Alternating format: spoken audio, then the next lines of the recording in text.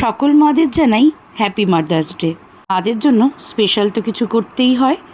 কিছু কিনে নিয়ে গেলে মারা খুব রাগ করে, তাই 7-5 না ভেবে বানিয়ে ফেলেছিলাম মাদের প্রিয় ice cream vanilla with choco chips.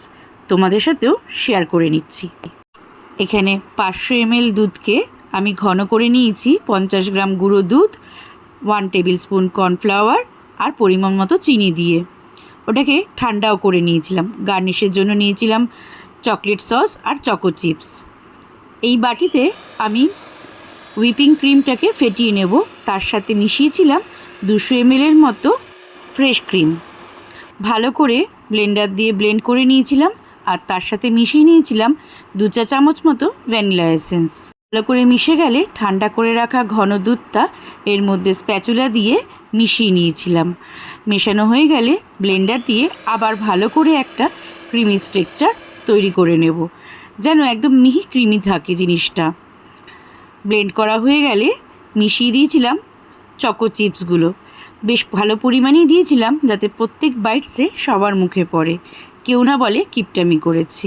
Mixing complete. এবার পালা ফ্রোজেনের। বাটির নিচে একটু চকলেট সিরাপ দিয়ে নিয়েছি, তার ওপর থেকেই ঢেলে নিলাম আইসক্রিমের ক্রিমটাকে। ভালো করে ঢেলে তার উপরে আবার একটু চকলেট সিরাপ দিয়ে ডেকোরেশন করে নেব। ভালো করে টাইট করে আটকে দিয়ে দেব ফ্রিজারে 8 ঘন্টার জন্য। Timing start.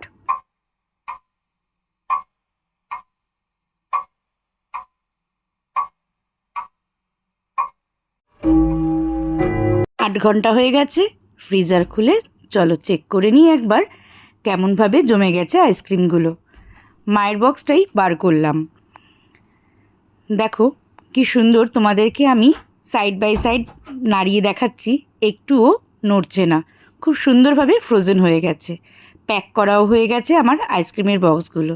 Mother's day special vanilla with choco chips ice cream ready করে ফেলেছি। বেশি দেরি করব না, নালে গলে যাবে। তাই কর্তামশাইয়ের সাথে বাইকে করে চড়ে বেরিয়ে পড়লাম ডিস্ট্রিবিউট করতে। প্রথমে গেলাম 2 কাকিমার বাড়ি, তারপরে গেলাম মায়ের বাড়ি।